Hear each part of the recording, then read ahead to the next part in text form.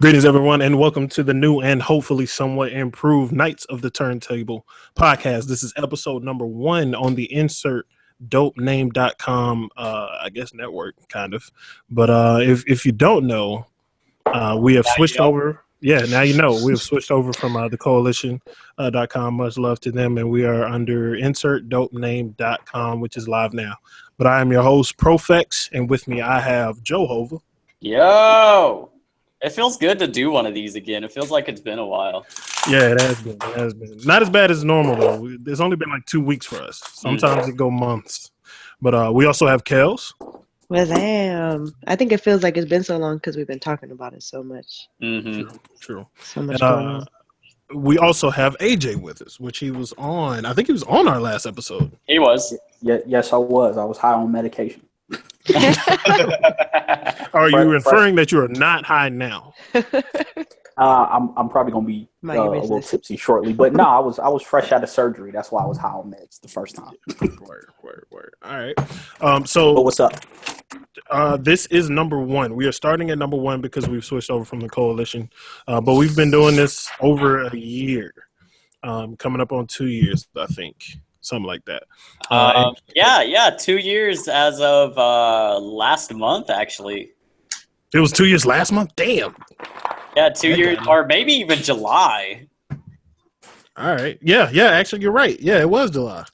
All right, so 2-year anniversary, and we starting over. Yeah, let's do that. Happy 2 years to us, and Kels got kicked out, so hopefully she'll jump back in a second. But while we buy a little time for her. What have y'all been listening to as of late? Hit me with it, Joe. So, you guys are gonna throw the joke, so I might as well get it out of the fucking way. My album, The Divine Feminine. So today, because you guys got the early copy, and so I was like, I'm sorry, I don't know what you're talking about. I got my copy today. So I was like, you know what? I'm gonna wait. I'm gonna stream it while I'm scheduling some posts on social media at work tomorrow. But I played that album probably, I want to say, like 8 or 9 times today. And it's a short listen too. But I listened to that pretty much all day. And then this indie artist Joshua Smith, he had a project out today. It dropped today too. It's called The Fourth Wall. And it's on my site, so if you want to check that out, stream at johovasmf.com. But it's really good if you like kind of like lyrical hip hop with kind of like a story behind it. Like he basically breaks the fourth wall of this TV show that he's on. So it's a good listen. So those are really the 2 things that I've only listened to today. Literally the only 2 things. I kind of want to listen to that just because of the name and the concept. Yeah, it sounds like a pretty dope concept for sure. But AJ, what have you been listening to, sir? The Divine Feminine, Joe Hova's very, very nice album, which I like because it's appropriate for the topic today because it's kind of a new subgenre that he's kind of doing. It's some new territory he's striking. Today I went on a Linkin Park binge. Had to go back and revisit some of that. Of course, Lupe. I listened to the advanced leak copy of Food and Liquor today. Question. Just the 10th anniversary. Question. I got 2 questions. All right, off the Linkin Park. Did you stop listening to them after Meteor? No. Okay. And second question. Is the leaked version of Food and Liquor better than the retail?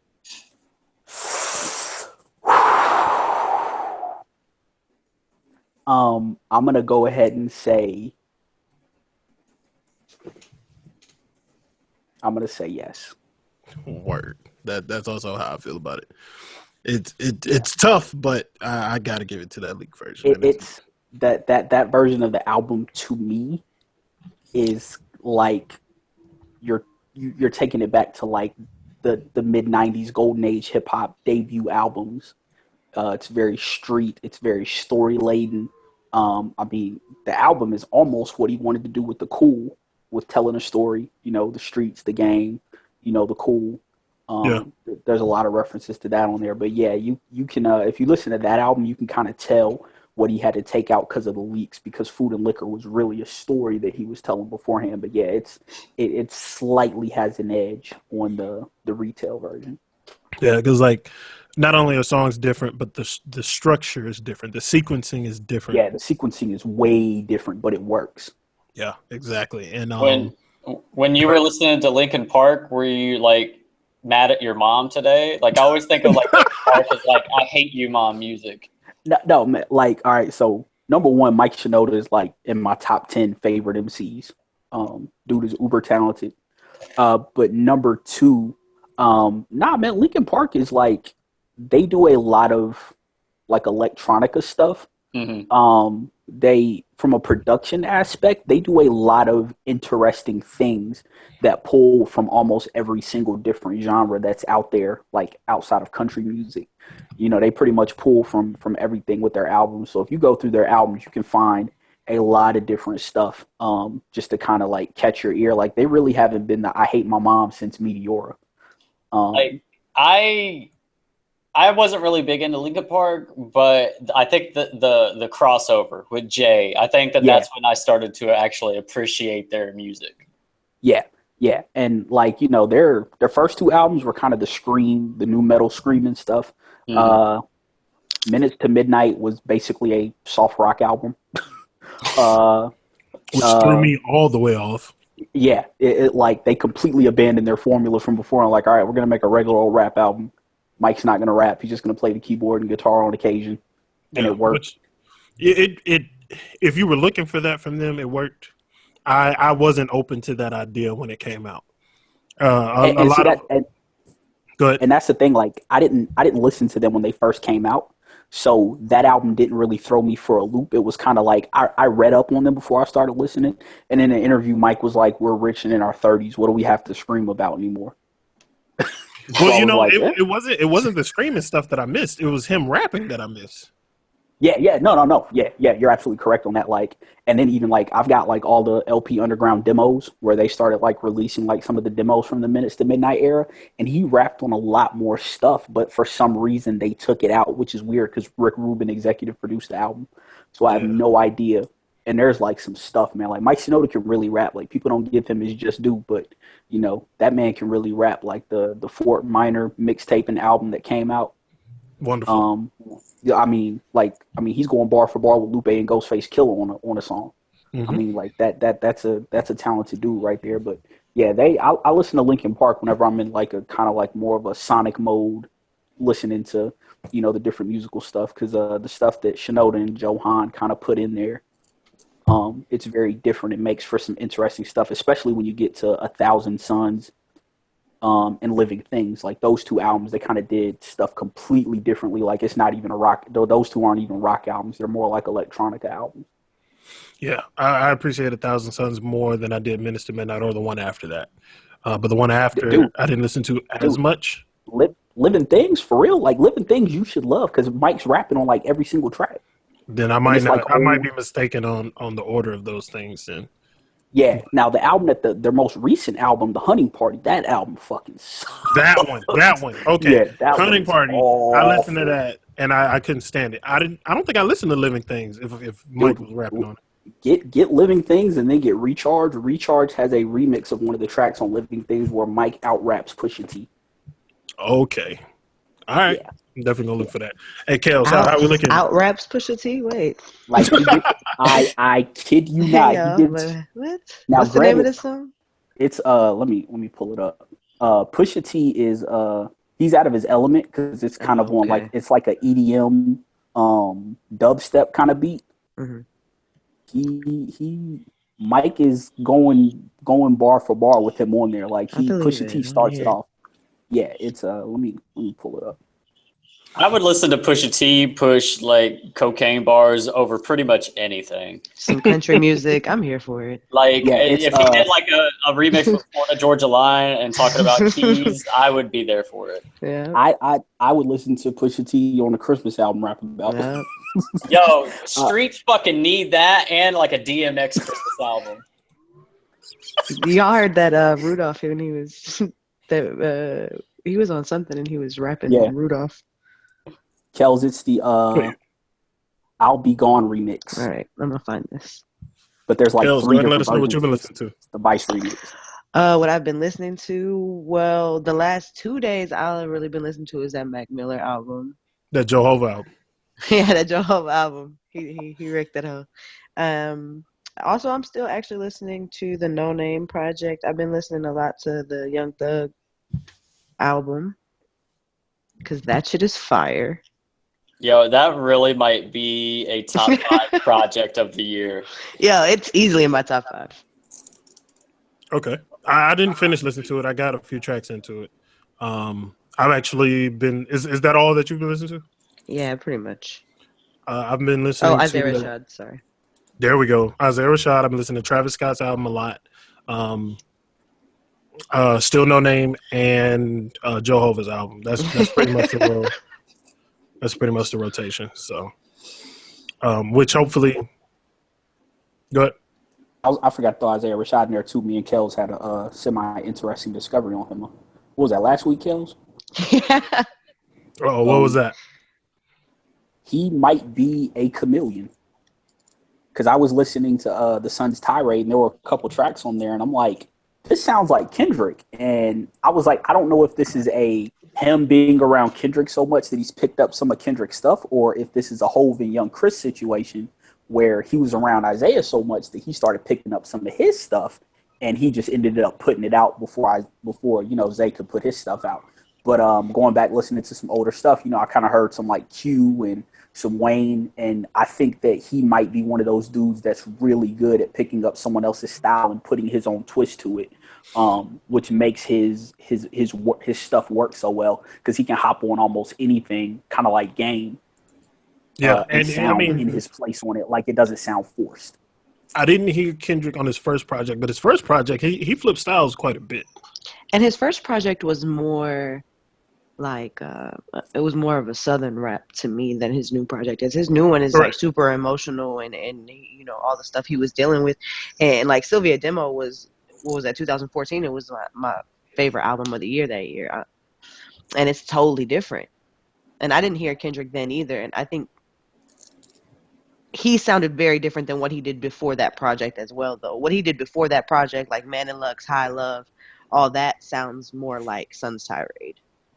Okay, gotcha. You know what? We can go ahead and pivot right into one of our main topics for tonight, and talk about artist growth, because I think even with him only having 2 projects out, he can be a part of that conversation too. Definitely. I will say one of the first people that come to mind for me is actually J-Rock out of TDE, because it's awkward to gauge because I don't ever think he was bad. He was really good even on his debut album, and the stuff he did with Strange Music was absolutely dope. But then he's just gonna outbar you, which is not a problem, but you get one dimensional with that. And that's how his older stuff felt to me. But even he said that he made a conscious effort to switch things up a bit on 90059. Which is amazing, Stu. Yeah, and he did, and it's dope. But for some reason, on his features, even though I said, the outbarring thing gets one-dimensional, he has been killing his feature verses with everybody. Since Money Trees. Yeah, since Money Trees. Like, it's... Yeah. And honestly, this conversation comes up to me like it's like a TDE thing, because I would say every artist in TDE, when you talk about artist growth, except maybe Ab, I don't know. Yeah, let's talk about it. But all the other artists, even SZA included, like the growth there for all of their artists has been like very chartable and very apparent, and they're all kind of out there doing this whole real life, let's just do whatever we want to do thing as a group. So they have a lot of backing, and they are able for that artistic growth and that freedom to do what they want to do. And that leads into the whole reason why we brought this up, because in the group chat I mentioned that Mac Miller, his growth. And if you notice, Mac hangs out with TDE. He has like J-Rock features. He has Soul Q. He got a Kendrick one on this one. Like, he hangs out with those guys. So his chemistry with them, or their chemistry, has rubbed off on him.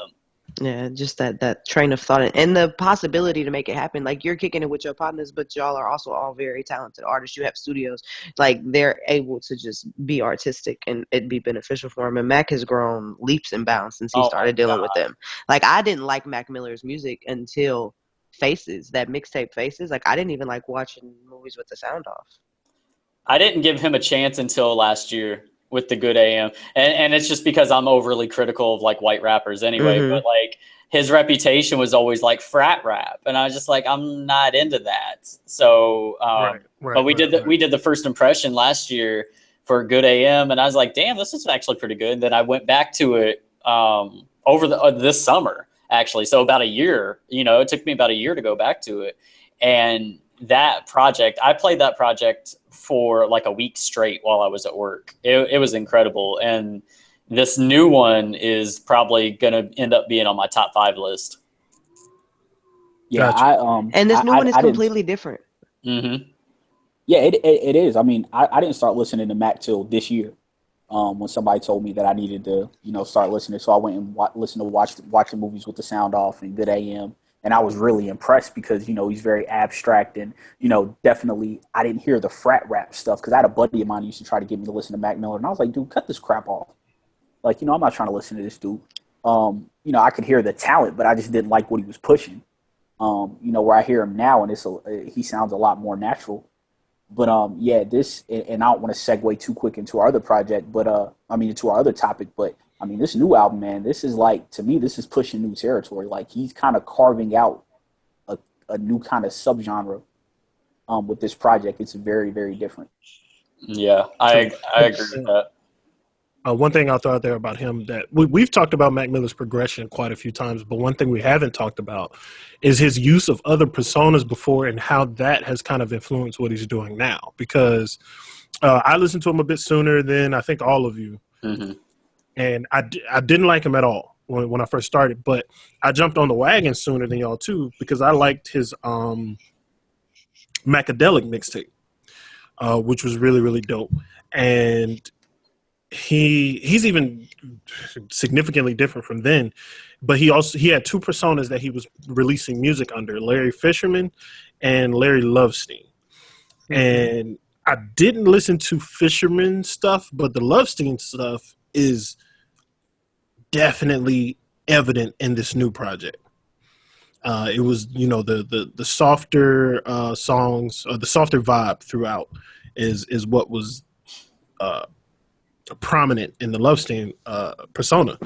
And I think it's just maybe he was kind of battling with tapping into some of that other creative stuff he can do and releasing it under those other names and realized that he could actually be himself in the lane that he's in and incorporate all of those things. Or maybe being around TDE made him understand that all of those things for one artist is perfectly fine. I think being around TDE helped him do that, but I also think that him getting sober and I was going to say he did like a Chance the Rapper-esque thing. Mm-hmm. Like him getting sober really helped because I remember him talking about that on Breakfast Club for the Good AM promo tour. And he talked about like getting sober and Warner gave him about 10 million for his next contract or whatever, and he's put out 2 remarkable albums. His music, the only way I can describe it is it makes me see so vividly in my head, it makes me want to write movie scripts about it. And he kind of did like I actually started one all based off the last 3 songs off of Good AM. That's dope. Yeah, good. When I listen to Faces, like that's why I said Faces is my first one, and I really compare him very closely to Chance the Rapper for me as how I've like learned them as artists, because Faces is a very drug induced, a very like Angel Dust doped out like fucking bitches type of mixtape, and you could tell that there was a switch. It's very different from watching movies with the sounds off because it's not that was frat rap, but it was closer to frat rap than what he's doing now.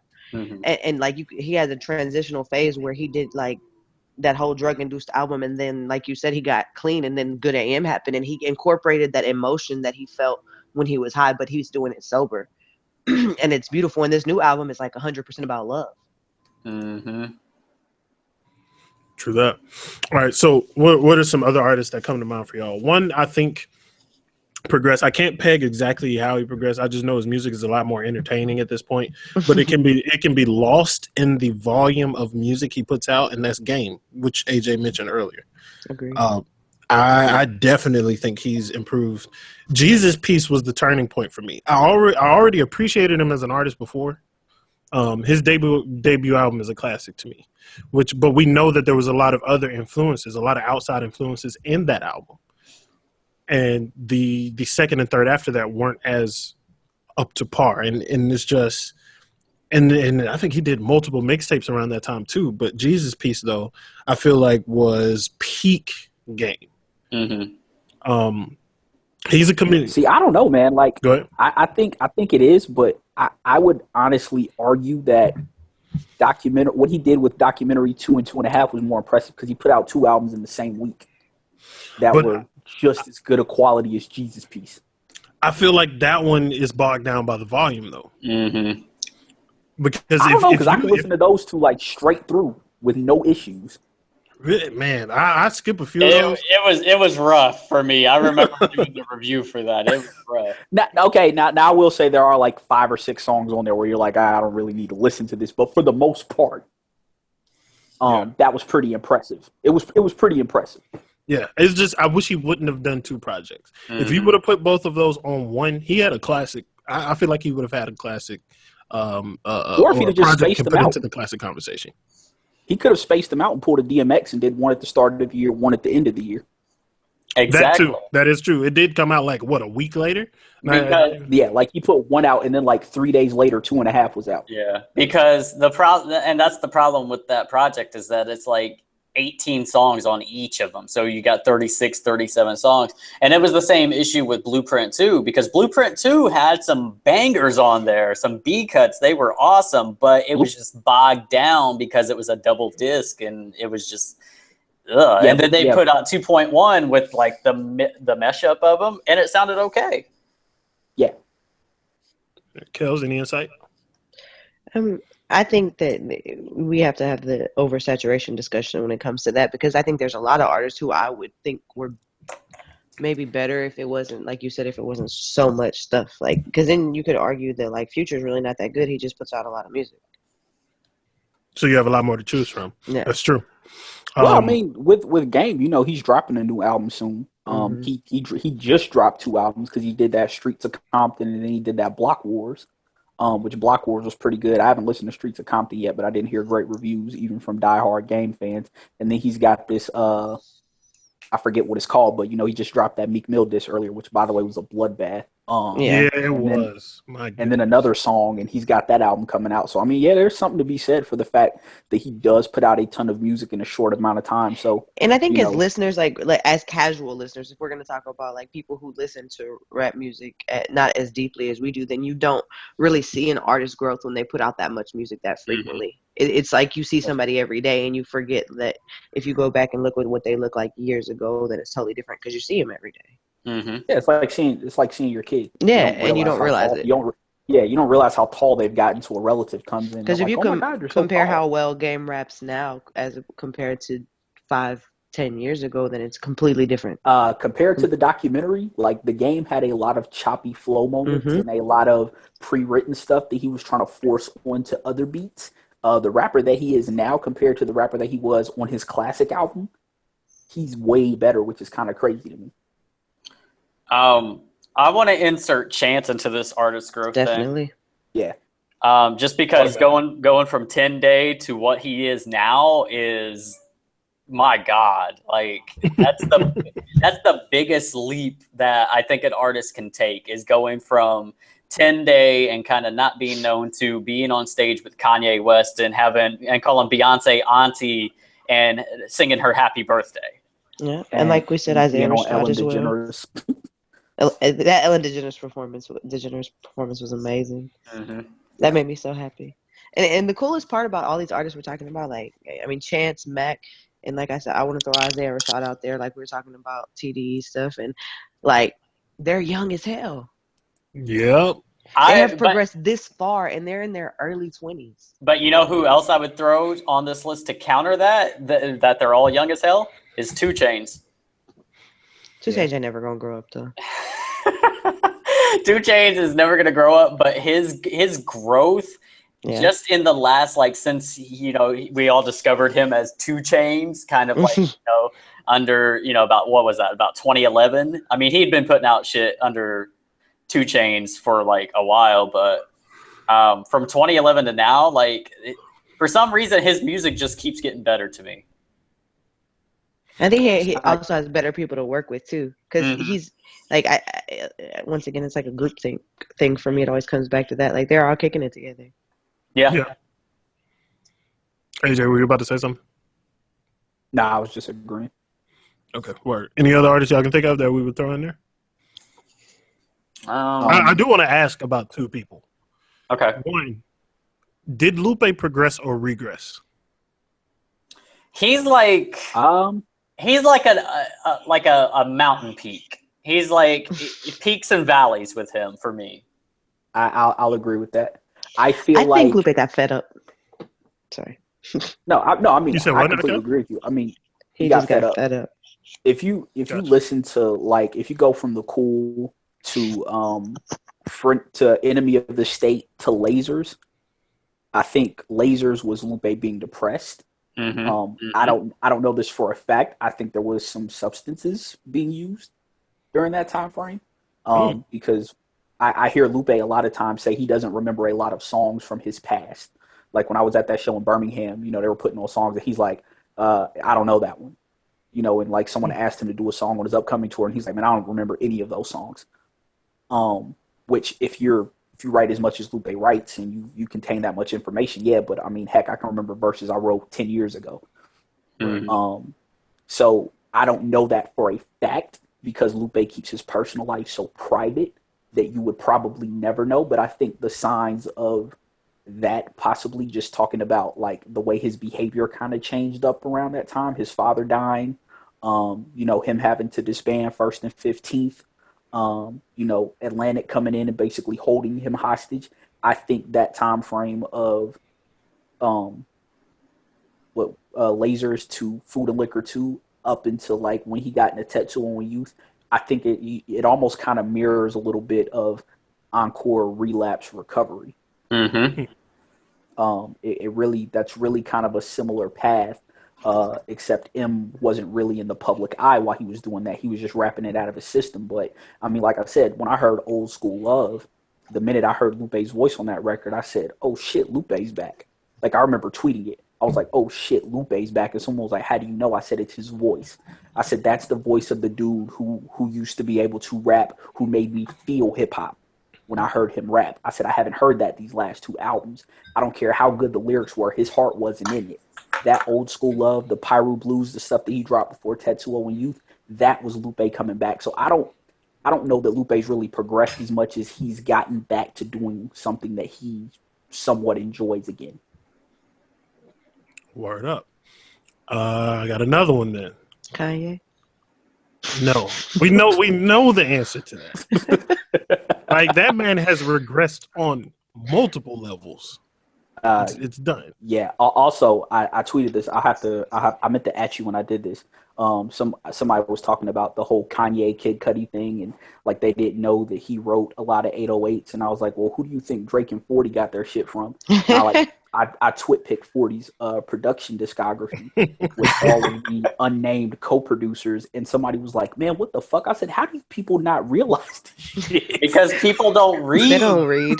They don't pay attention to that. Yeah, like if you go, like, that's why, I don't know, I feel like it makes me a music snob because I love reading liner notes, but like I feel like that's your duty as a fan, is like you have to know who produces songs that rappers rap on. Mm-hmm. Yeah, that's like everybody thinks Kanye made that downbeat for Cameron, and he didn't. And if you read the production notes, you would know that. Like people are on Twitter like, Kanye didn't make down. Like, no.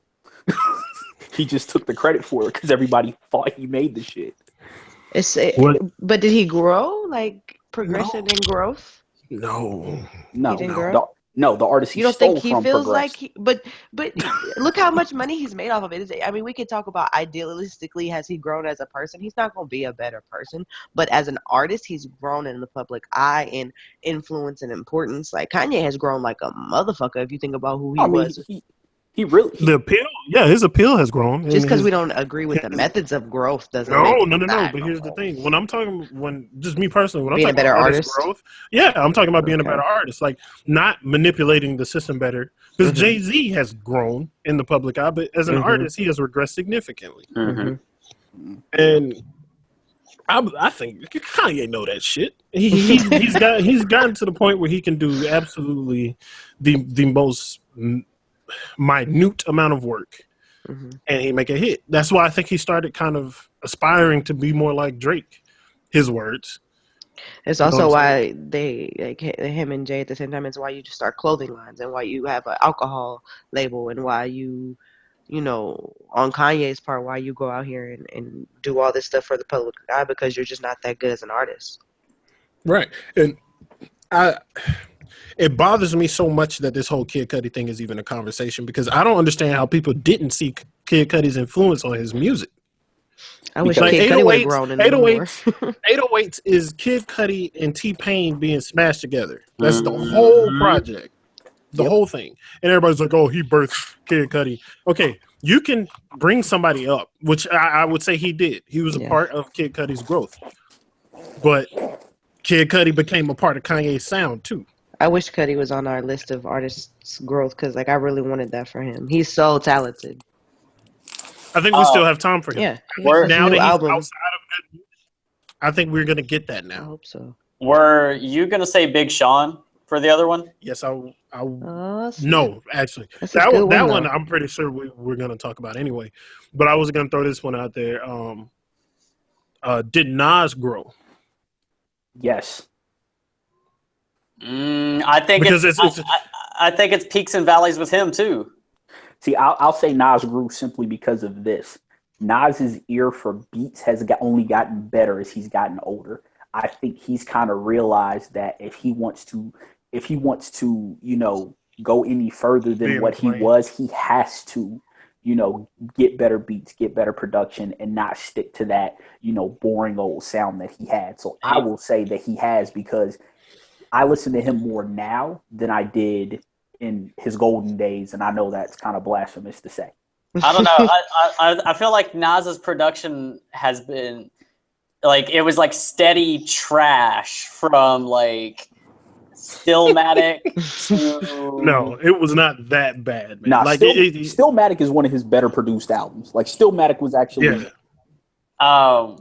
but I don't know. I feel like it's the same thing with him. It's peaks and valleys, just because there's some really, really low moments, and those are like Street's Disciple and... Look, the Street's Disciple is not bad, though. But I mean, and when you think about Not that, bad. Nas hasn't had a really low moment in a long time. Yeah.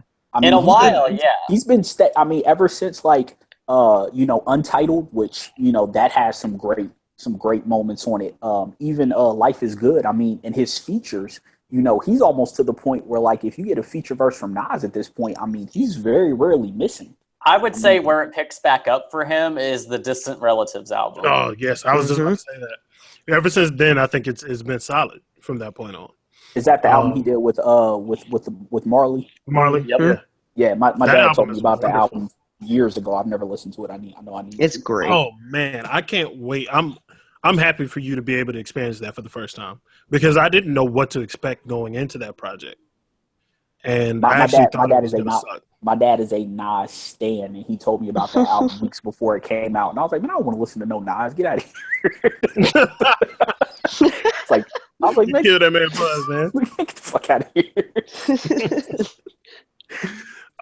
But yeah, let's talk about Big Sean. Boy. Big Sean's in that Mac Miller lane where it's been a significant leap. Yeah. And his last album, I still have it like as one of the best albums of last year. Definitely. talking about Dark Sky Paradise. Mm-hmm. Yeah. I got mixed emotions about that album. I understand, like, a lot of people's complaint with that is that he used the same flow on basically every song. So I can understand it, but like to hear him, he was off beat. Yeah, I mean, let him be Silk the Shaka. It's cool. No, but like he took this whole thing because everybody jacked that super duper lemonade flow from him, and he's like, all right, you're right. He's like, all right, it's time for me to like come back with something, and then he just went off, and his didn't even start with that album. His started on that Detroit mixtape. Yeah, that Detroit mixtape is dope. That has so much heat on it. Yeah. That should have the Detroit mixtape impressed me. That should have been his album. Mm-hmm. I don't know what album came out after that everyone was disappointed by, because I know that didn't precede Dark Sky. What was it? Finally Famous that came before Famous, or Hall of Fame? Hall of Fame. It was Hall of Fame. Whichever one was second. It was Finally Famous. Hall of Fame was the second. Yeah.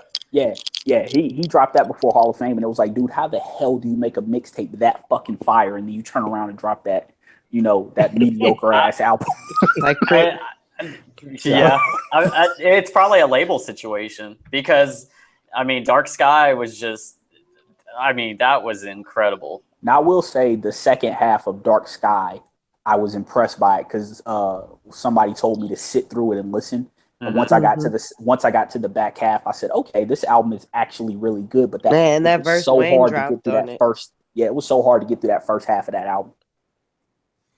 Shit, I love the first half of that album. Outside of like I Don't Fuck With You, I really like the first half of that album. Yeah, I can't stand that song. I still don't understand why. Hey, I'll still stand on somebody's couch to that in the club. I don't care. With a bottle of Henny. It's so fun. Like for what Sean For what Sean was trying to do with that album, it worked so perfectly. Like it was fun. There's some jammers on there. And then you have tracks like Deep, and like what they did with Deep is so fire. Like it just he rapped his ass off, and then you have like that outro song. Mm-hmm. Man, that hoe is so fire. Like I'll just listen to that a few times in a row.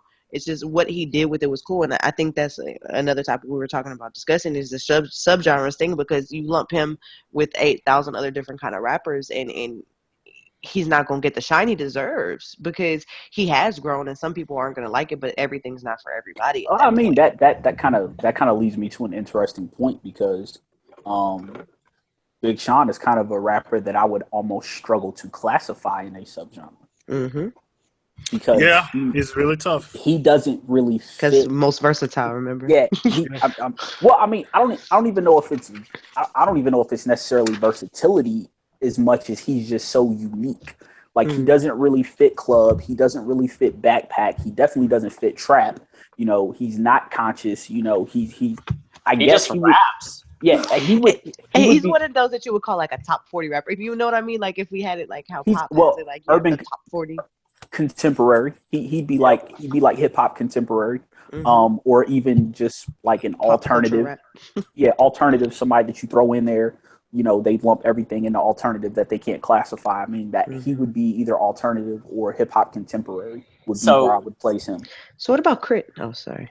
So I was gonna say two things. And don't forget the 2088 project, because he went off on that project with Janae. Yep. I listened to that today too. And also, I would like to add Ty Dolla $ign to this list. I know we're not talking about like singers, but Ty Dolla $ign went from singing about like fucking my girl to doing the hook for everybody in America, and they're all great. See, to me, Ty Dolla $ign is in that category with like Anderson .Paak. They're crooners. Mm-hmm. They give you that, because to me, I think you've got two kind of predominant styles coming up. You've got these crooners who aren't really great singers, but they use cadences to kind of supplement their vocals, and then you've got these rappers who can't sing at all, but they're harmonizing while they're rapping. Mm-hmm. So I think you've got like these two distinct styles that are coming up, and I actually really like this movement and where that's going. Yeah, that's going to be an interesting subgenre to talk about, especially because while Anderson .Paak and Ty Dolla $ign will be in the same area, I feel like rhyming wise, Anderson is oh yeah, like I never much more substantial there. I never want to hear Ty Dolla $ign rap. No, I agree. I just wanted to say. I agree, but what I'm saying is Ty Dolla $ign if he was just singing classically, it doesn't work. But because of the cadences that he uses, it works so well. So that's why I kind of have him and Anderson in the same area. They're like singers that took, or he is a singer that took on rap qualities instead of a rapper that started singing. Like when he came on My Cabana and said white girls want to do coke, I knew I was in for something way different. Yeah. Word. All right. Any other artists for the growth conversation? I want to talk about KRIT, but no, that's the next thing. That's the next thing. No, also about his growth, because I feel like this is a weird time for him. He just got off Def Jam and he dropped that new track, but like just his growth as an artist in general, because I do want to stand for him. Yeah, feel free. But also I want, like, has he grown as an artist? I don't feel think like KRIT was here is still my favorite. I don't think he's grown as a rapper. I think lyrically he's getting better, but he's still rapping about old school and shit like that. He's not. No, he's not, man. You're not listening to his like music we've got what, 2 projects now since Catalactica? Yo, it's called Catalactica. But did you hear what I said? We got 2 projects since then. And there's still 12 for 12, and there's still songs on there about him doing that. If you want to pick like 1 or 2 songs off the project, every artist that we've probably talked about has 1 or 2 songs about the same thing. Look, I love KRIT's music. Don't get me wrong, but like in order for me to see growth in him, he's got to stop rapping about that stuff.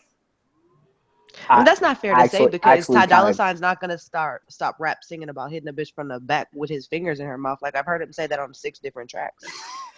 It's not fair to say that Ty Dolla $ign has grown so much when he's talking about the same shit as well. He's doing it. But but the difference between those two is that KRIT's not getting on the radio and Ty Dolla $ign is. Well, I think does that have to do with growth? I think the difference between like a Ty Dolla $ign and a KRIT is, for similar to J. Cole, for so long, that was all there was. That's true.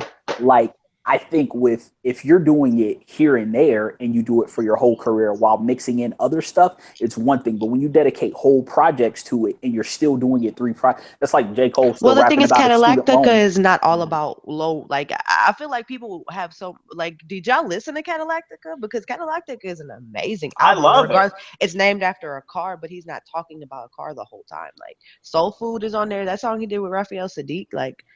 Well, I get what you're saying. I'm saying from a perception standpoint, it's like when you hear J. Cole rapping about losing his virginity or student loans. It doesn't happen on every single song, but you hear one song on a project and you're like, God damn it, Jermaine. It's like, God damn it, Jermaine, can you please stop rapping about this shit? We've heard this on the last 4 projects. Like, please move on to something else. Like, I know you just said 12,000 other things, but don't say that again.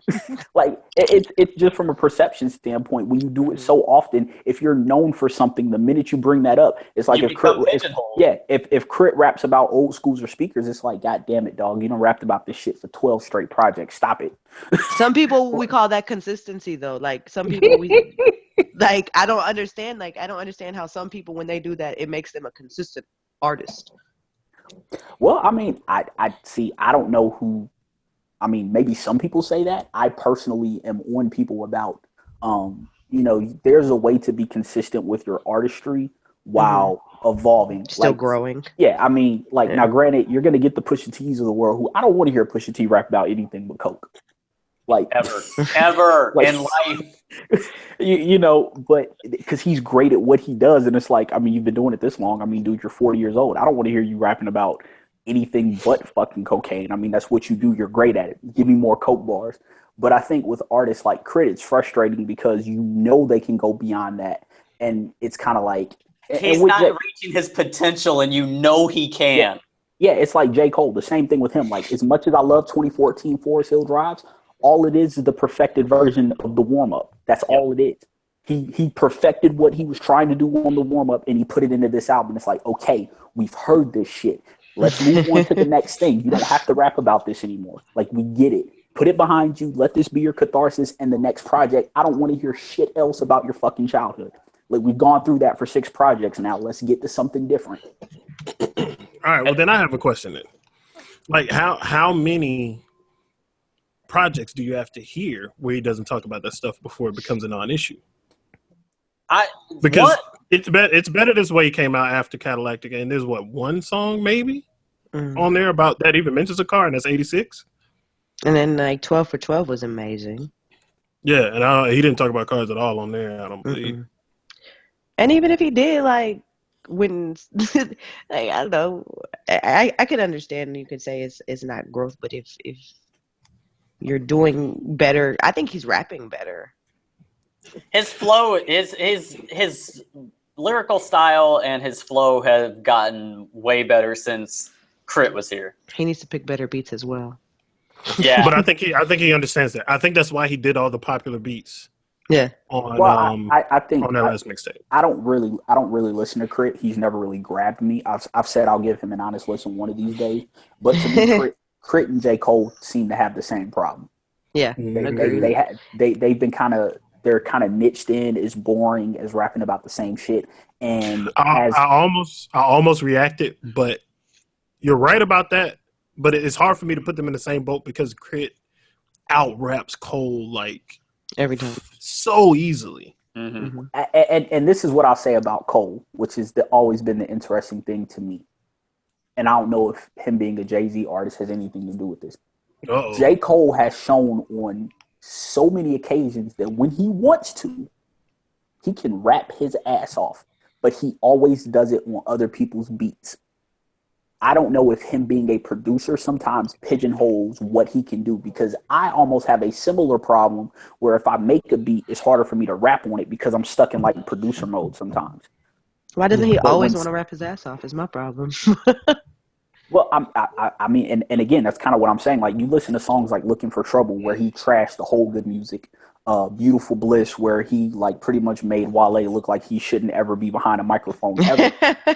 And you sit and you wonder, like, he has another song with B.O.B. I forget what it's called. It was like before B.O.B. blew up, and before he blew up, I discovered it. But it's like you hear songs like that, and you're like, dude, you can really fucking rap when you want to.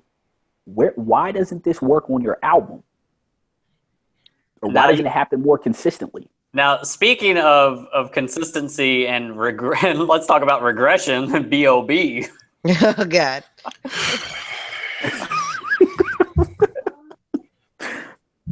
I don't want to talk about B.O.B. no more. The flat Earth theory. Oh man, I forgot all about that.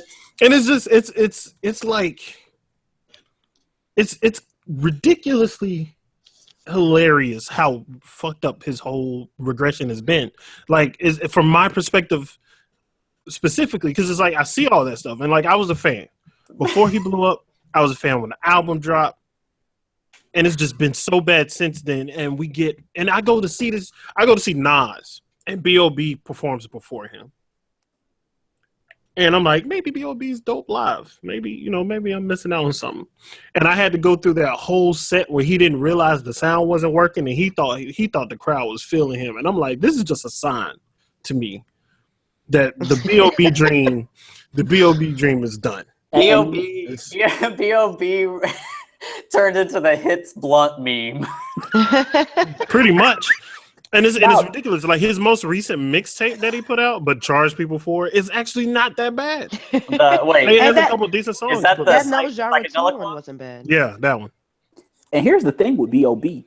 B.O.B. fits a niche. Like, when Drake came out, he was doing the rapping and singing. Because if you remember Cloud9, the Cloud9 was the shit. But what I'm saying is B.O.B. is a guitarist. Mm-hmm. So there's absolutely zero reason why him playing a guitar shouldn't have propelled him ahead of where he was, just because nobody was doing that when he did it. Like, no rappers on stage with the guitar. And it's like, dude, if you work that angle, I think part of his problem was signing with a label who didn't really fit him. I don't think he should have been anywhere near Grand Hustle. No. But also, I just think that, like, he doesn't get it. Like, I think he thought that it should have happened for him, and he strikes me as one of those people that, like, he got on and just stopped fucking caring. Yep. I ain't got nothing to say about B.O.B. Tell you got something? Nah, that No Genre 2 mixtape wasn't bad, but it's just like you can't do as much as he does while he's not rapping and then rap so mediocrely. Like, you just can't do that. Yeah. Yeah. Yep. True. Anyone else y'all want to mention? No. Because we can go ahead and segue into Big KRIT's track. Kels.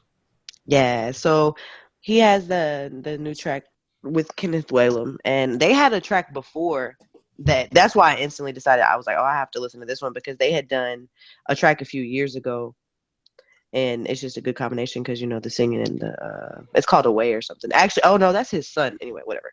But Kenneth Whalum is singing on it, and it's called Might Not Be Okay, and it's pretty much a what's going on with police brutality and Black Lives Matter, and you know, just how he felt emotionally about what's happening. And I haven't heard a verse that emotional. Like, Joe, what did you say in the last 5 years? Like top 5 in the last 5 years?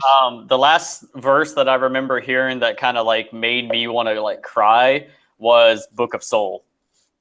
And that's been almost 5 years ago. Yeah. My last one is probably Kendrick on You, that second verse on You. Yeah. I forgot about that. Yep. I remember I did have tears in my eyes when I heard that. Yeah. Second verse of that is ridiculous. But yeah, KRIT, like, you know, he started off, you know, usual KRIT stuff, and then I figured I think he's touched on these topics slightly before, but I was like, all right, I'm here for him speaking on this at length. And then just when he just lost it on the track, like, it made me stop what I was doing to pay attention even more, pay closer attention to it. AJ, did you get a chance to listen to it? No. I've been at work all day. Can I what? Can you shoot him the link real quick? Yeah, I will.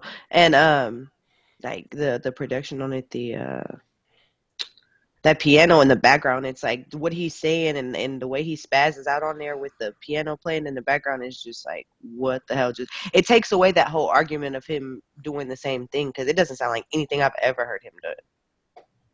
Yeah, and I mean, when I think of the other stuff that he's done too, I think of the features he's done, like the song he did with Chicago Kid off his album. Oh yeah, mm-hmm. Yeah, because that was wonderful, and like we know that KRIT is capable of doing these things. It's just this song.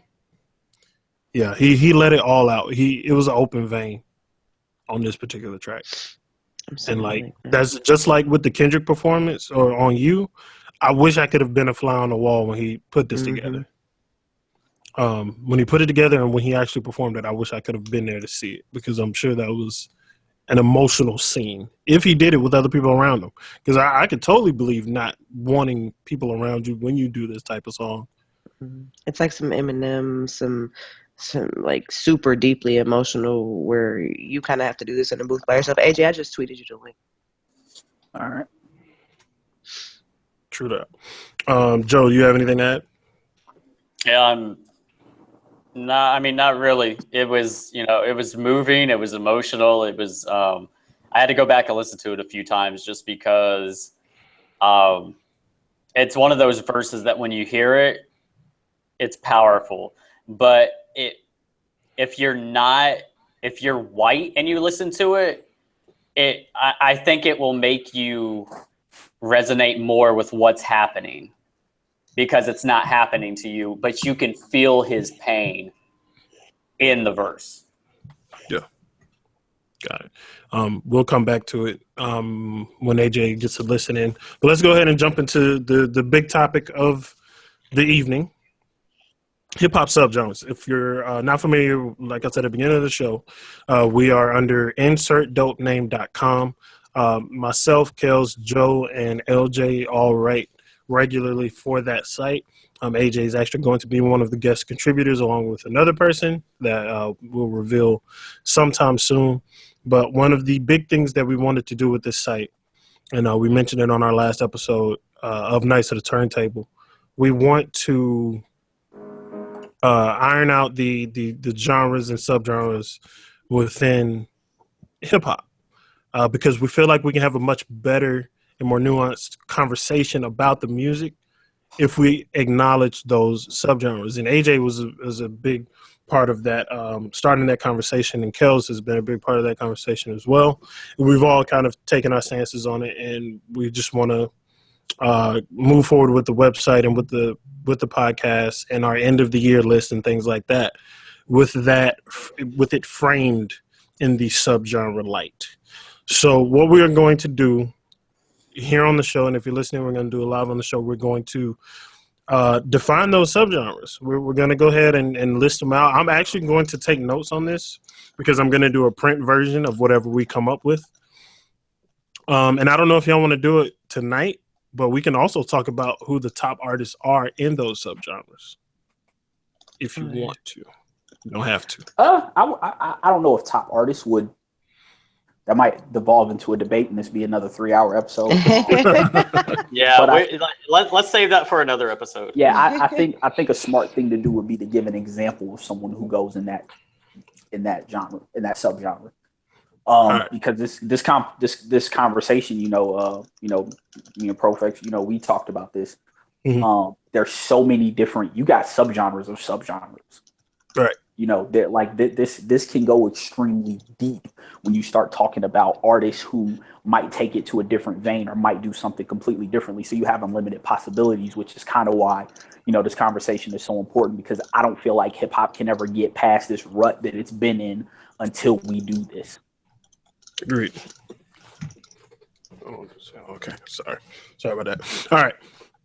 AJ, you want to take lead on this and get it started? Because we can start from the top and work our way down into like the subdivisions of those.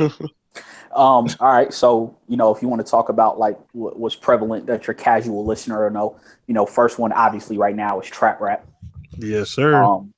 Which has kind of formed its own subgenre now of mumble rap. I would kind of throw trap and mumble rap off into one sub and another sub. I think on the opposite of trap rap is like boom bap. Boom bap would go under. Is Backpacker going to be the main? I would say boom bap is the main, and then Backpack is a sub off of that. Because I feel like boom bap kind of encompasses like, you could kind of say a lot of 90s hip hop was boom bap, but it wasn't necessarily Backpack. Yeah, I feel like boom bap came first, and then Backpack kind of devolved from that in the mid 2000s. All right, so Backpacker would go under that. What else goes under boom bap? Would nerdcore and go under that one? I think nerd is its own sub, because I feel like Backpack and nerd don't always kind of coincide. I feel like they have a lot of similarities, but I feel like nerd is more specific. I feel like Backpack is kind of a broad term for anyone that's talking about like abstract ideals. So yeah, I would say nerd kind of goes under boom bap, separate from Backpack. Gotcha. I know one of the artists we could throw up there that would be boom bap and possibly Backpack, but not nerdcore, would be Skyzoo. That's one of the first that come to mind for me. Yep. Yeah. Got it. So, and just for continuity's sake, throw out an example for trap rap and mumble rap. Trap rap, I would say the Migos or Future. For mumble rap, but not necessarily trap rap, I'd probably say like Young Thug. Uzi and Yachty. Yep, definitely Yachty. Mm-hmm. Yo, I still don't know who said it sounded like Yachty raps with his gums are bleeding, but that is the most accurate depiction I've ever heard. Oh my god. Question.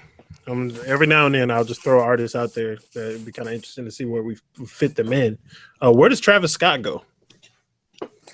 I think Travis Scott kind of goes, I would almost say wherever we put Cuddy. That could be true.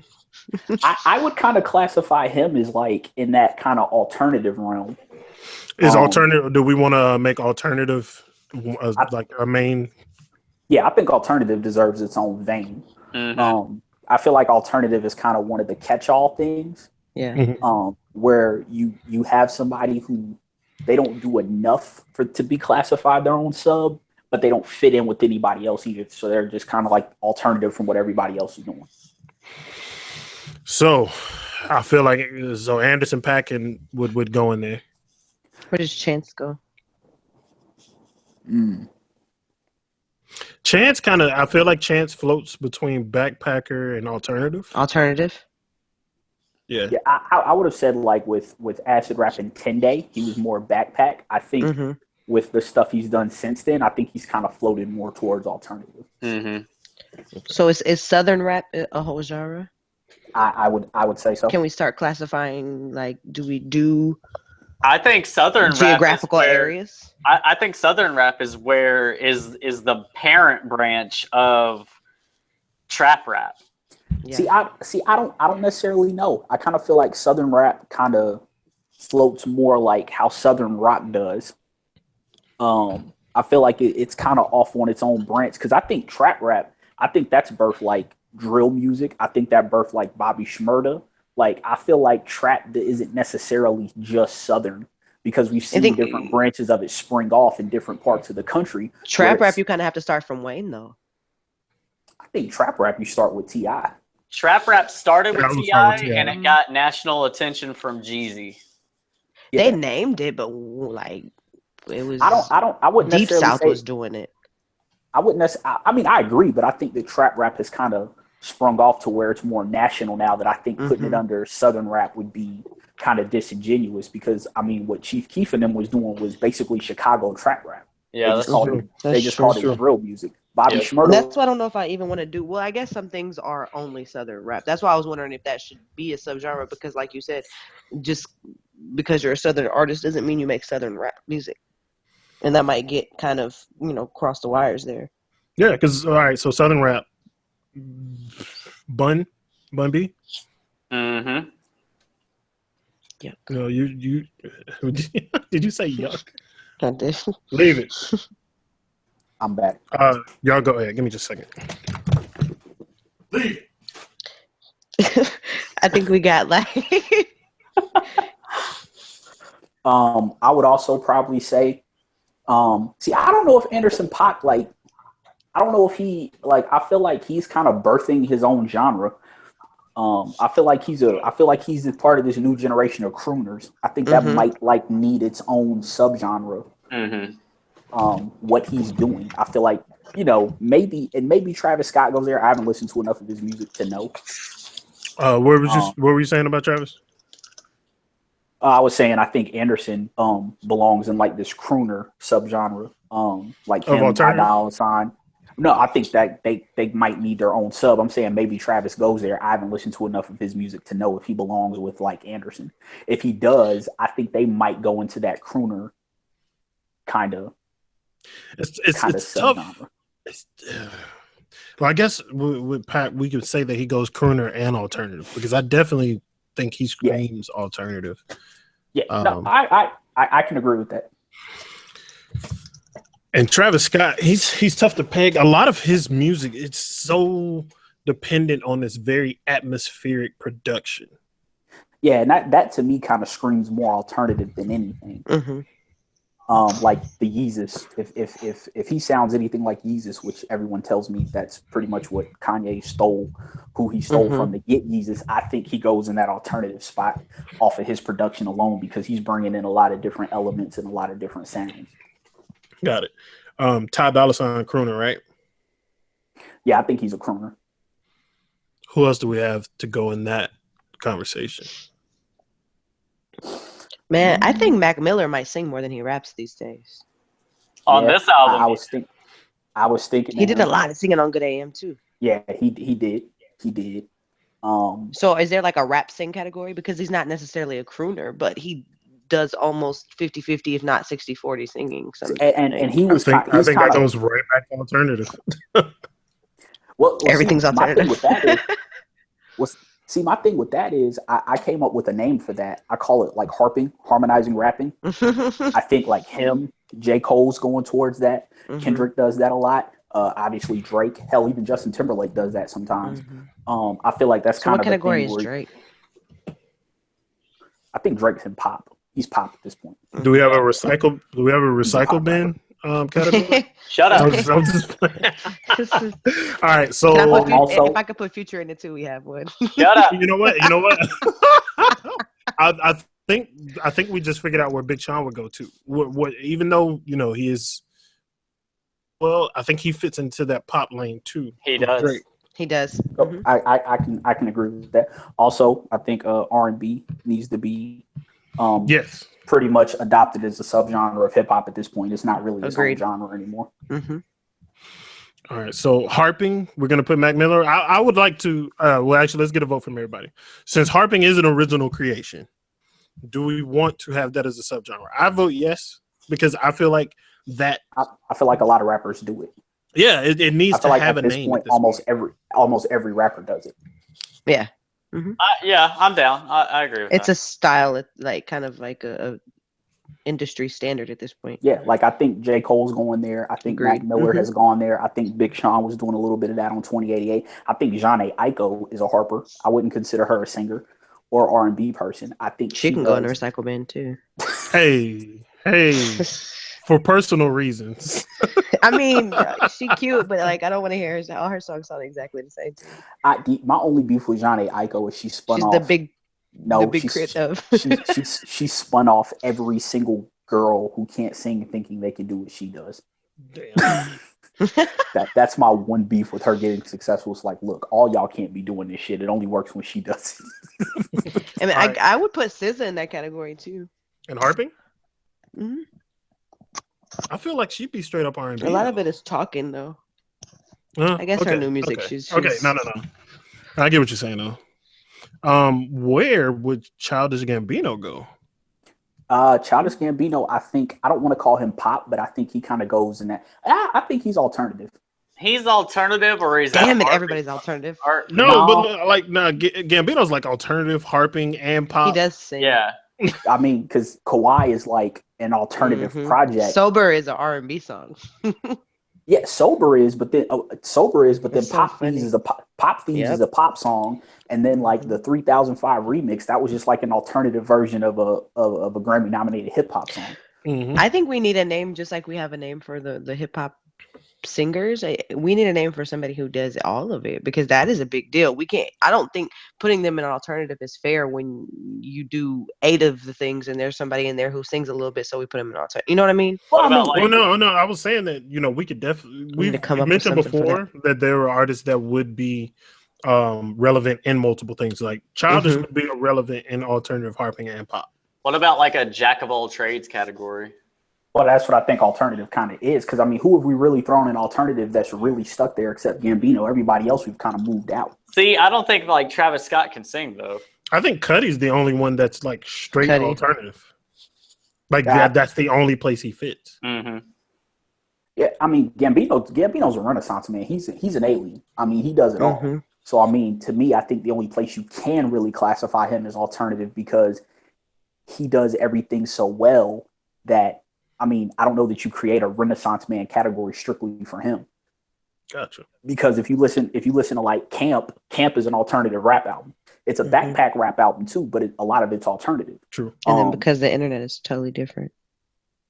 Yeah, because the internet is like its own special little thing. But I mean, the only thing I could classify that as alternative too, because you got songs like Flight of the Navigator and 3005 and Telegraph Ave. Yeah, I mean, he's doing so many things on that album that to me, he's definitely alternative. Yeah, but none of it's like strict hip hop either. Like he's doing a lot of things, but none of it's like you listen to it and you're like, oh, this is hip hop. If we think of so, are we putting all that in boom bap, like the strictly hip hop stuff, the stuff that's just like bars? Like, where is Joe Budden? Joe Budden is in boom bap. I feel unless we have a different category. I think he goes in boom bap, but I think he kind of. I don't know, because he's a very introspective and vulnerable. He's kind of an emo rapper, which really you could have classified Gambino as that too. Which is why you got to throw him in straight alternative because he's in everything at this point. But yeah, I think Budden's an emo rapper. But I would classify him as just boom bap until we Gotcha. What do we do? Do we want to do an emo sub under boom bap or no? If we have more people, I think so. But I think right now Budden can just go in straight boom bap. Yeah. What about like I would say like honestly, an Earl Sweatshirt? He would definitely be in there with emo. Definitely. Emo? Yeah. I mean, honestly, Budden kind of goes a little bit alternative too sometimes with his production choices. But but when I don't think his rapping falls into it though. Yeah, his performance on there doesn't change that much. Yeah. Is there a gangster rap category still? Oh yeah, of course. That's What is that? Its own thing. That's J-Rock. Mm-hmm. J-Rock has his own category. J-Rock category. J-Rock, the game, Schoolboy Q. Schoolboy, yeah. I mean, that's like the modern era gangster rap right there. Mm-hmm. Vince Staples, I would even put him in gangster rap even. Yeah, Vince Staples. We put like what are those little things that you put over a baby bed to make them go to sleep? Oh man. Wow. Wow. Oh man. Don't do Vince like that. I still can't believe you didn't like that album. I didn't, but I loved his verse on Schoolboys. Though. Dude went off. Have you listened to his new project? Why would I do that? Schoolboys? I mean, not Schoolboys. Not Schoolboy. Vince's. No, I've seen people talk about it though. I was to tell you it's fire, but I told you about the last one. Yeah, you sure did. Had me missing work, sleep. That's rude. He's still gangster rap though. Is he really though? Yeah, he is. Yeah, I think he is. He definitely is. Yeah, he is. I ain't never had no gangster rap put me to sleep like that. God damn. Yo, I look. Somebody said his beat choice was bad. I said the same thing about his music. It has like no charisma sometimes, but like I went back and listened to it, and there are some songs in there that like you have to give a chance. Like he legitimately has some dope verses. All right. So Gibbs will go in gangster. Yeah. Or is he just banned from being classified until you figure out his problems? He got to get it together before he get into his genre. Right now, he's just not a rapper. Yeah, you are unemployed. So as it stands, just to recap, we have trap rap, boom bap, alternative, harping, southern rap, crooner, pop, and gangster. Am I missing anything that y'all said? I don't think so. Nope. Is there like a psychedelic rap, or is that part of Backpack? That probably falls right in alternative. Yeah, I think that falls in alternative. Okay. Because Scott does a lot of psychedelic stuff too. That's true. Along with Cuddy, and even Gambino to a degree. Mm-hmm. So yeah, Chance too. We put him there. Yeah, I agree. Yeah. Well, where does Kendrick go? Yeah. So who?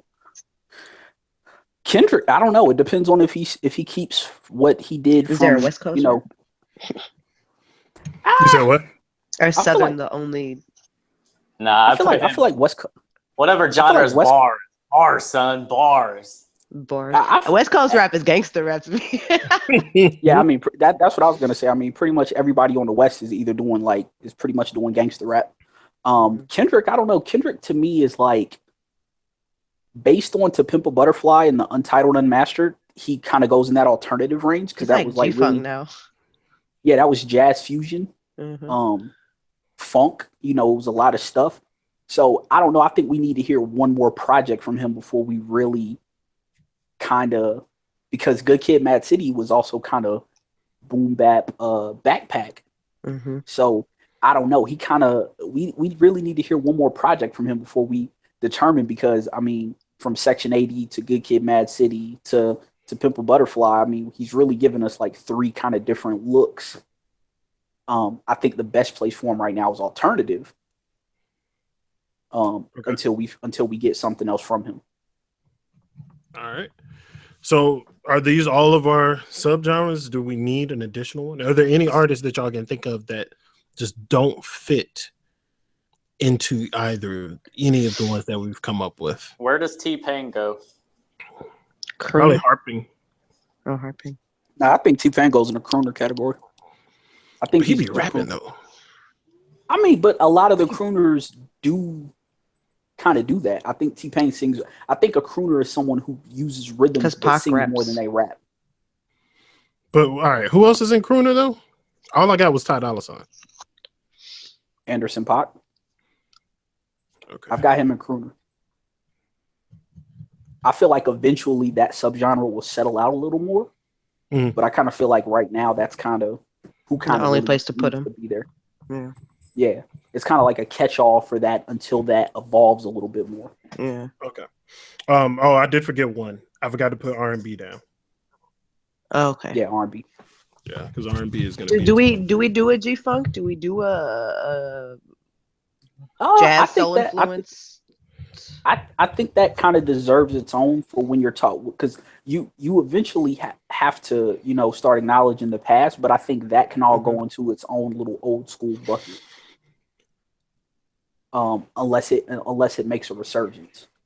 But the G Funk part kind of plays as a backsplash to one of these other things. Like I can imagine like a boom bap artist with a G Funk sound behind it. That's true. So it kind of could fit in a lot of different places. G Funk isn't necessarily just a subgenre. That makes sense. Right. Because you could be a couple of things and have the G Funk background. Yeah. I mean, right? Because technically, I know no one wants to remember this, but like snap rap was a thing in like the mid 2000s, but I wouldn't give that its own subgenre right now because nobody's doing it. It's outdated at this point. Yeah, it would kind of fall into like eventually. So do we have an old school rap genre? Do we just push everything into that? I think you have an old school bucket for defunct genres, for genres that aren't really around anymore. Like RZA made a horrorcore album back in the day with the great. Like that's not really a genre. Doesn't make it relevant now. Right now. Yeah, but it was once a subgenre, so you would just kind of push that in the old school. Agreed. Like mafioso rap doesn't really happen anymore. Yeah, but I've got one, an artist where they go Ray Shrimmer. I would say that's pop rap. I'd say pop. It's pop, but it's mumble-ish. It's pop. I just put it in pop because it's I think it's more they're just like kind of having fun than anything. They're not really rapping about trap. They do mumble a little bit, but they also sing. It's a lot of stuff. But I put it in pop because of just the direction it goes in more. Yeah, they're pop, but Sounds like kids bop. I feel like they're trying to bring crunk back. Yeah. I think I would agree with that. That's which crunk is another subgenre that's not there rap anymore. Sound to it. Mm-hmm. Yeah, crunk would be in that old school. Yeah, I mean, as we're talking about this, and this kind of brings up a good point, and I think who was it, B Will or Joe Hova that said this when we had the initial conversation, when we talked about what hip hop is really acknowledged as subgenres, but we've just done it in eras and waves instead of doing it all at once. Yeah, and it's never been recognized on a larger scale. I don't think. Yeah, I mean, the names were there. Like crunk was there, snap rap was there, trap rap is here. It's just all grouped into rap. Like it's all right there at the forefront. Mm-hmm. Yeah, and that's the issue, and that's the reason why we want to do this, because like if you listen to the radio, and if you listen, there are different genres of top 40 music. Like there's top 40 that's rhythmic, so you'll hear a bunch of like fucking EDM DJ Snake records, and then there's top 40 that's mainstream, so you hear a lot of Taylor Swift, Katy Perry, stuff like that. And then there's top 40 that's like hot AC that plays a lot of like Coldplay and shit like that. And that's the thing, is that all these radio stations and all these different types of music, they all have their own kind of like radio station. Like if you listen to rock music, there's classic rock, there's alternative rock, there's soft AAA, soft rock. There's stations for those. But hip hop, it's not just hip hop. It's just you have a hip hop station. Here's all the fucking hip hop. Yeah. Yeah, and I mean, you even look at it now, like hip hop's lost its regionalism. Everything is copycat. Like you were just talking about Ray Shrimmer with the trap sound, but they're not trap artists because everyone's using trap hi-hats. Yeah. That's just kind of what it's the. I mean, a couple years ago, everybody was doing the deep synth with the DJ Mustard sound. People were copycatting Swiss Beats like in the early 2000s when he had that run with "Bring 'Em Out" and "I'm a Hustler," and everybody wanted the Jay-Z acapella sample with the Swiss Beats whistle with the Swiss Beats whistle. Showtime. That was that was a legit thing. Like he had 4 beats and like 4 singles in a row that all sounded the same. Like "I'm a Hustler," "Bring 'Em Out." He did one with the Young Guns. And then I think there was another one I'm forgetting. But yeah, I mean, that's kind of been, everyone wanted a Manny Fresh like type sound when Wayne dropped the Carter, you know. And that to me, I think will help hip hop get away from this copycat shit of And everybody I doing think what's hot it'll, in the moment. yeah, and I think it'll also help with the longevity of artists and careers and actual people who are good at what they do. Because when you have a whole genre that goes from, like you said, we have whole genres that just don't exist anymore. I know every genre does, but they happened 5 years ago. Like, they're not super old subgenres of rap music that are just completely non-existent. And I think that if radio stations that play hip hop weren't wholly inclusive of this is hip hop music, like Joe said, you could have soft rap, like, alternative rap stations, because then you have people's careers that are going to last longer because you're not marginalizing them to this whole giant thing. Like, here, you're going to be popular in rap music for 3 months. Well, Yeah. and technically, if you want to look at it too, Top 40 has become a rap station, but they're not playing rap songs because all of the Top 40 artists are taking from hip hop. Mm-hmm. Yeah. Florida Georgia Line being one. Yeah, definitely.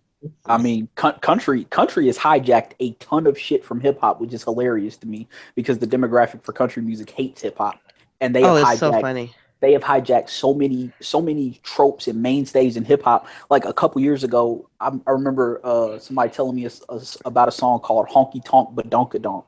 Oh yeah. I was like, Wow. man, what the fuck? I said, country is the last genre that should be trying to take from fucking hip hop. Your fans I don't will even like say rap. that new country songs, people who like old country music don't like this new country. It's kind of like a hip hop thing too. They call it bro country, and they absolutely fucking despise it. Oh yeah, yeah, that is true. That is very true. They're like, oh no, they're like, get off my lawn country. Yep. but I mean, what's pretty interesting is like when you start talking about like Southern rap, a lot of those artists that we might put in there have kind of crossed into the country realm. Like Yellow Wolf has kind of been inching more towards that country. Bubba Sparks was the originator of it. Yep. Yeah, Bubba Sparks. Ritz is Kid another Rock one. tried it. He just wasn't talented. Y'all, do y'all remember Haystack? Yeah, No. I do. Yellow Wolf. I'm So putting is him that down southern? in Is all that southern rap? Yes. So here, I have a question. For particularly for Kels, does Houston with this own sound get its own subgenre? No, I don't think so. That sound it's another one of those things that's outdated because it never really progressed into its own genre here. Like Chopped and Screwed, I wish had its own genre at this point, but it's not really. It's just you can do that to anybody's music. You know what I mean? Yeah, I get what you're saying. I would feel more comfortable with Houston artists who make music that have a sound that's localized. I would rather classify that as Southern rap at this point, because then you don't have a Houston rap genre and everybody expects to hear about candy paint and drink. Okay, I respect that. All right. Any other things y'all want to address? I think we got a pretty good. List of things to frame all this in. I mean, and I think we'll come up with more too. If you want to start going, subs to subs. I mean, you start talking about and we talked about this Profex Lupe. Like Lupe is a guy who kind of encompasses all of maybe boom bap without fitting into any one. Being boom bap because he's nerd, he's backpack, he's conscious, he's alternative. Then he's alternative. He's made some alternative sounding stuff like Hello Goodbye on the Cool with Uncle. Yeah. Lupe kind of is another dude that kind of floats within those realms, but I would classify him more as like strictly boom bap, but he really does float in a lot of different realms of hip hop. He's another dude that in his prime, at least, versatility. He's got some songs on I forget what that, I think Still Tipping. Where he kind of like floats between like 8 different rap styles on that song, and he sounded like he's from all over the map. Yep. He's another kind of like alien who can kind of float between a lot of things, but I would classify him as boom bap, but I wouldn't just classify him as like just nerd or just backpack or just conscious. He's kind of everything, all encompassing of the boom bap subgenre. Got it. So do we give conscious rap a genre? Yeah, conscious rap. Conscious under boom bap? Yeah, Okay. I think that's like your Fontes, your Most Defs, your Commons. Quali. Yeah, Quali. Old Kanye. What about Black Thought? Boom bap, straight up. I think Yeah, he's just straight definitely boom boom bap. bap. Okay. If you wanted to add a subgenre of like bars, then that's where like him, Joe Budden. Yeah. If you wanted a bar subgenre, We got bars category. Bar Bars, God. not bars. Bar that's God. that's like Slaughterhouse. That's like all of them are going in there. Here's another interesting one: Eminem. Bar God. Old Yeah. school. Is he? Yeah, is he? Yeah, he's bars. He's old school. He You did could also sing give him some. shit though. You could give him some alternative. Remember Placement. Haley's song? He was singing Yeah. his ass off. I love that song. Yeah, that's one of my favorite songs. I don't even care. I don't care. Yeah, I love that song. But yeah, I mean, yeah, you got a lot of, and really the I guess OG, overall he's a bar god. the OG of the crooners is Nate Dogg. Yeah. Oh yeah.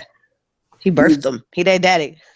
He is the OG of the crooners. Everybody is trying to catch up with Nate Dogg's ghost right now. He is the You could OG put, of the crooners. Bone Thugs in there and like Devin the Dude. Zero, Devin. Yeah. I mean, and which just goes to show that nothing under the sun is original. Is there going to be is there a whisper rap category? Candlelight rap. Let's call it candlelight rap. We could put Trey the Truth and that one Yin Yang Twin song in there. Trey needs his own category. No, I think we've made some big ground. I mean, we touched on a few areas that I didn't even remotely think about. MF Doom. What? MF Doom is going straight backpacker. I would classify him like alternative too, though.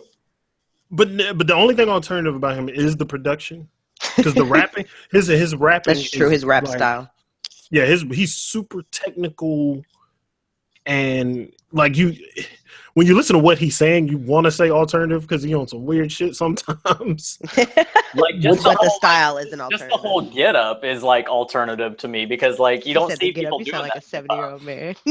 But I kid you not, like the persona may seem alternative to you, but this dude is straight up like technical rapper. That's true. But I mean, so where do we put Tech at? Tech Nine would be. He'd be old school to a degree because horrorcore is gone. I still think he'd be boom bap, yeah, old school. I think he'd be boom bap too because he's also fairly technical, and I'm not just saying that because he's a double timer. Because MF Doom's not double time; he doesn't double time at all. But he's very technical too. He's very like bars, like you could tell that he counts. It looks like he counts the lines. He's also very alternative, and I think that's largely due in part to the people he keeps around him, like Chris Calico and Mayday and stuff like that. Because the song "Fragile" from last year is super alternative. Man, I still listen to that like every day. Yeah. But here's a question I have: what are we basing these subs on? Is it more on their production or is it more on their lyrics and their content? I think it's more on the lyrics and content though, because I mean, if we look at the trap stuff, like. Go ahead. No, I'm saying I agree. Yeah. Yeah, because if you look at the like Tech Nine, if you want to put him under boom bap, I mean it's more so on his lyrics and stuff because his beats are not boom bap. Yeah. Well, and then I don't think it's fair to credit the artist with the type of production necessarily unless they're producing it themselves because that kind of alienates the producers and what their role is in it. Mm-hmm. Yeah, true. Because I don't think it's fair to say a rapper is a certain style because of the type of beats he has when his rap style is completely different. Those beats doesn't make you that type of rapper. With that being said, I think we might need to come up with another name for boom bap though, because that's more on the production than anything. That name is taking itself directly from the production style. So we might need a better. I think boom bap works for now, but I think we might need a better name. For that, a more accurate name. Yeah, a more accurate name for that genre, so it doesn't confuse people, and they just throw anybody who raps over a trap beat into trap rap when they're not really talking about trap shit. So do we give producers a genre in hip hop? It's weird. Like I don't know. No, the producers. I think the producers themselves. It's not a conversation I want to have just because a lot of these producers categorize them as well. they will be floating. There are some artists, there are some producers that are better at doing multiple genres. Like You know what some I'm producers saying? are just trap rap producers. Like your homie Dr. Feelgood on Twitter said, Lex Luger and Metro Boomin are right in that trap rap area. And I'm like, all right, that's true. But if we start talking about a lot of these other producers, it's not going to be that way, and we're gonna be here all night. Mm-hmm. That's true. I don't have the time to do this with y'all. I did just think of one, and I don't want to extend this conversation, but I have to know what y'all think of this one. Ross. Shit, Ross and Pop. Gangster. I mean, if anything, if you don't get Ross is like the only person that's even remotely close to a mafioso persona. That's true. I mean, yeah, he's mafioso to me, but I don't know where else. He's the only one. I don't know. What's the first thing you think of when you think of Rick Ross? Like, what song do you think of first when you think of Rick Ross? Damn, get the hell out of here, Kel. To me personally, I think it's Hustling. See, I think I like Blowing Money Fast. Mm-hmm. Well, I don't belongs even in like pop, those, honestly, and I because think he's not really this person. He just is this persona, and he raps with this persona. So but that's why I think because that's why Drake goes in pop to me. I think Drake goes in pop more because of what he does. Because see, if we start talking about that, then we removing a lot of people from a lot of stuff, especially a lot of trap rappers. Well, not a lot, but some of the trap rappers. I don't know. I think Ross might belong in like a flashy, like sub genre that might go under what Poppin' Bottles rap, like what we eventually renamed boom bap, like flashy rap. You know, that's kind of what he is. I think he would go under Diddy whatever. and Birdman are in that category for sure. Oh yeah. That's Where do we put like a CeeLo? Alternative more. He's alternative or southern rap. I think he's recognized in the public eye as alternative now too. I don't think people know he's from the South anymore. Yeah, they don't. They just know him from Fuck You. Hey, people don't know Goody Mob. CeeLo's kind of a crooner too. Yeah, that's what I immediately said. Crooner. I mean, three stacks is another one that floats between that southern rap alternative and crooner. I think I just don't want to put him as a crooner because he raps so much better than some of these rappers. But he'll also be up there in the. Well, we need to figure out another name for that. Well, that's the issue too. Is that like everybody knows him? Like they don't know him for his raps; they know him for his crooning. True. Even with features these days. Unless you're from the South. Unless you're from the South. Yeah, exactly. But I'm concerned about this boom bap thing. I'm like, what can we name it? What are we gonna call it? Yeah, we got to come up with it. We got to come up with a different. We take the Joe Hova name. That one's called the Hippity Hops. Hippity Hops. Rappity rap. Do we have rappity rap? I don't really want to go with lyrical either because not everyone in this genre is lyrical, and you're kind of putting a lot of people out. I mean, you don't want to give it a vanilla name either because you don't want people to think it's like, oh, that's just that boring ass shit over there, which is what boom bap is turned into. It's basically an insult saying, oh, you boom bap fans, you know, saying that the shit's not exciting. So I don't know. I think that's you damn Joey Badass fans. Not anymore. I think it's like a foundation of hip hop category, a genre that is important. And I don't like you're saying we can't really call it boom bap because that's not what it is, but it's still like they're doing the classic hip hop thing. It is hip hop, like it is where it came from. It's like the standard. It's like the 101. It's the the blue. But then all right. So stunt rap. The stunt rap, which Rick Ross would go. Do we want that to be a thing, and where would it go under? I mean, to me, I think that's I don't know, because you kind of got this middle ground between. I feel like there's this middle ground between like trap rap and boom bap that kind of needs some exploring. But I think that's where the mafioso comes in, and I'm fine with putting him under that, even though it's a defunct thing. He's still doing it. Yeah, that's true. That's true. And there's probably other artists that do that as well. Yeah. So I see, like just because we only know about Rick Ross doing it, there's probably some other artists out there doing it. And since we don't have this subgenre, we've never heard of them. Yeah. Right. Yeah. But little Scarface out here. Word. But I don't think we'll be able to come up with the boom bap name on the show. We'll probably. I'm gonna try to. I'm gonna work on that one. Yeah, put in some thought to that because we need something that's gonna be. That's gonna be a group chat thing this week. Yeah, definitely. I mean, it's got to be something that's fair to the artist that isn't denigrating to what it is. Yeah. You know, because I think that's the hard part with coming up. It doesn't downplay them. Right.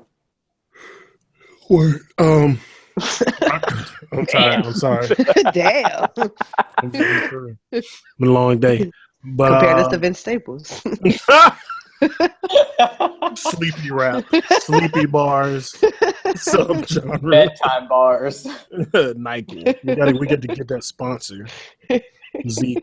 Lullaby raps. Oh man, There it is. There it is. Lullaby rap subgenre. Oh man. J. Cole floats through there every now and then. Like the Sandman. Come on. Oh, Wow. terrible. I hope none of us ever get famous and like rappers go and listen to this shit They'll be so mad at us. and start dissing us for Kanye go fuck around and listen to one of our episodes and be like, y'all talk about me every time. If Kanye catch wind of this show, that's a wrap. We've become like what the Joe Budden podcast does to Drake. We try not to, but it comes up every fucking episode.